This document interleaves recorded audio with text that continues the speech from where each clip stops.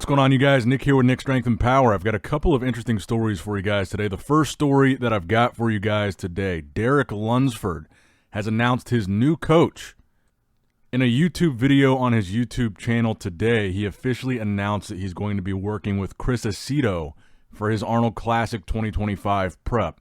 And he also clarified that he's been working with Chris since the 15-week out mark from the Arnold. So now we're 8 weeks out, so this is kind of the home stretch for them, and they've been working together almost half the time now for essentially the last 7.5, 8 weeks.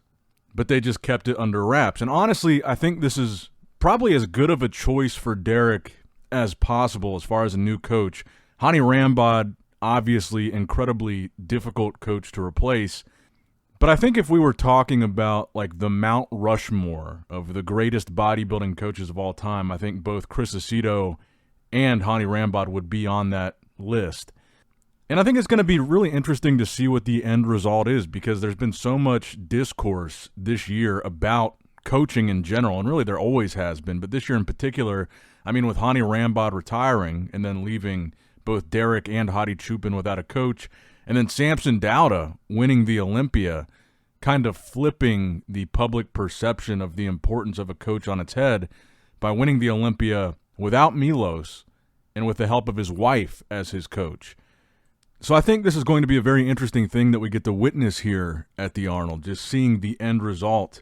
In will Derek look better or will he look worse than when he worked with Hani? I think that's going to be an interesting thing to witness. And especially in an instance like this where there's so much conversation about the guys at the top, like Chris Bumstead, like Hadi Chupin, like Derek Lunsford, there's so much conversation around, well, maybe anybody could coach these guys because they're so talented. They could be coached by anybody and they'll still come in and look good because they're so gifted. And we're going to get to see that kind of answered firsthand here at the Arnold. Did Derek win the Olympia, and did he look so good? How much of that was directly attributed to Hani's coaching? Because if he comes in here and beats Samson and looks better than he looked at the Olympia working with Hani, I think that would be pretty fascinating. But I'm even more curious to know who Hadi is going to be working with going forward. And by the way, I also saw an article earlier today that said that Patrick Moore is working with Chris Aceto again for his Arnold Classic prep.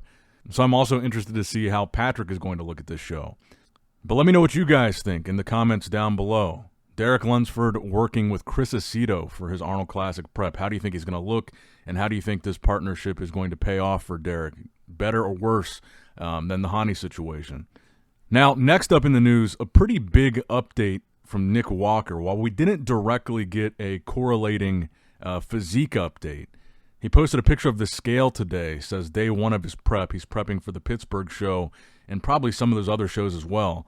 And he's weighing over 300 pounds, 302 to be exact. And I also wanted to mention, I misspoke on my last video. The Pittsburgh Pro is offering $200,000 of prize money just for open bodybuilding.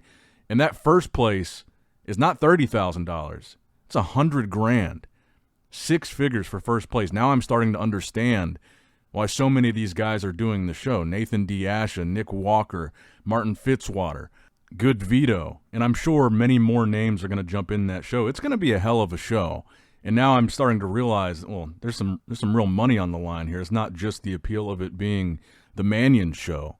Because, I mean, to put it into perspective, the shows that pay out 6 figures for first place in open bodybuilding, you've only got the Arnold, the Olympia, the new show that's in Dubai, and I think this would be the 4th, and I think the only other show that's paying 6 figures for first place. And then 50 for second, 25 for third, 15 for fourth, and 10,000 for fifth. So the point is, there's not very many shows, very many opportunities to make this kind of money just off of prize money. So again, I kind of got to take my hat off to the Mannions there. It's pretty impressive.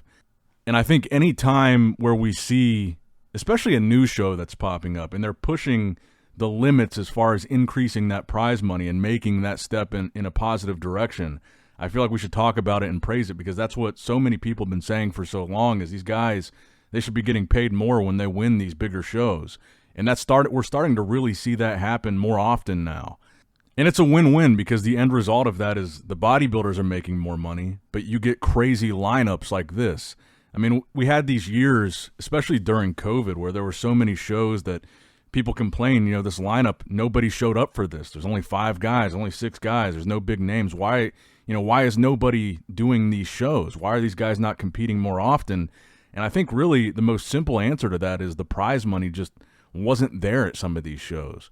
People aren't going to travel, overseas to win 10 grand or just potentially win 10 grand. They don't even know that they're going to win. And you start to get lineups like this when you increase the prize money. I mean, Nick Walker, last time he was at the Olympia, he was top 3 in the world. Martin Fitzwater, top 4 in the world. But anyway, back to the original point. Nick Walker, over 300 pounds, seems to be really pushing it. I mean, keep in mind, when we talk about a lot of these guys, and really there's not a lot, but a lot of the guys that are over 300 pounds, in most cases, we're talking about the taller guys, because they have a bigger frame to carry that size. Samson, Andrew Jacked.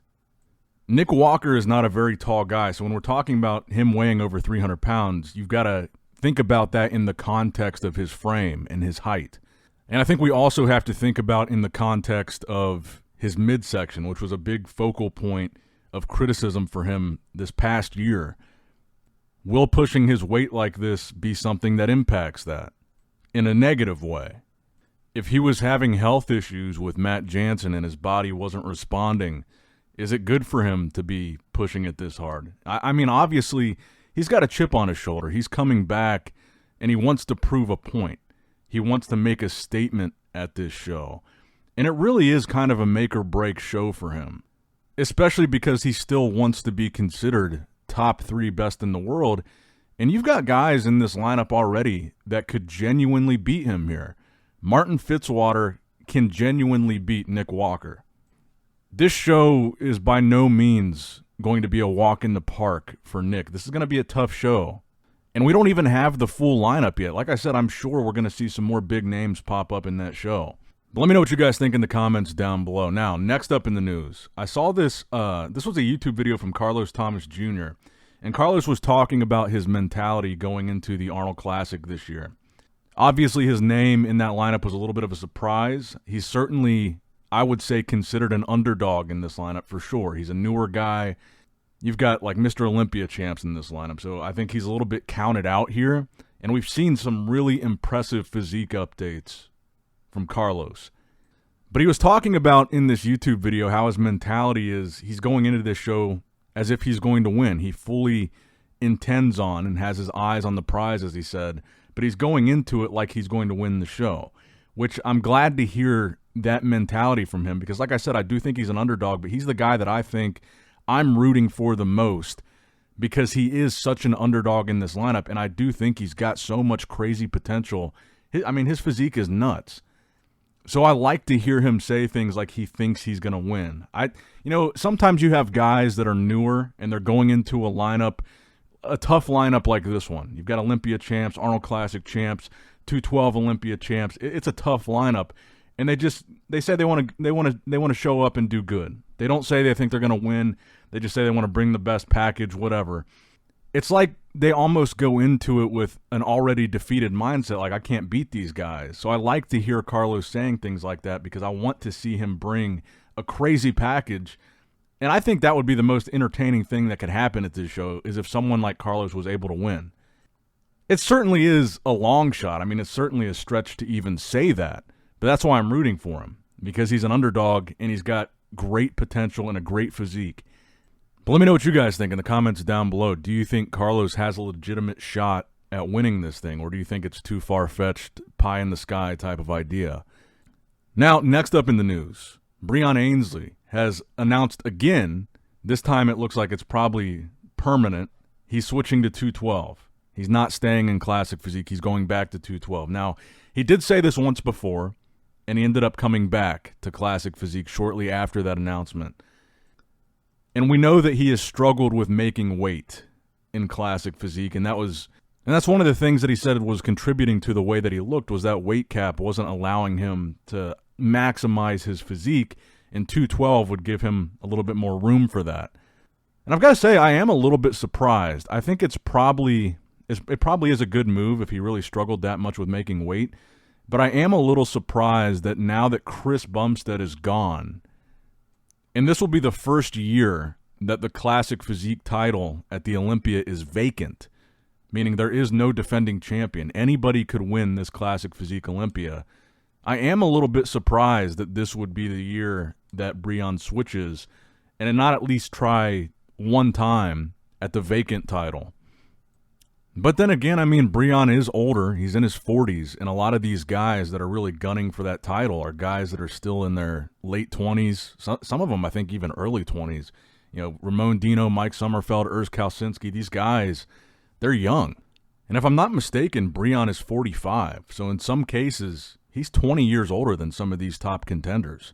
But let me know what you guys think in the comments down below about Breon's switch to 212. And that's going to wrap it up for the video. Another short one today. I hope you guys are staying safe. I hope you guys are staying warm. I know a lot of you guys are probably like me and also snowed in right now. I got a ton of snow here in the Midwest. So I hope you guys are safe. Hope you guys are warm. Hope you guys enjoyed this video. Make sure you like, comment, subscribe, all that good stuff. And as always, I love you guys.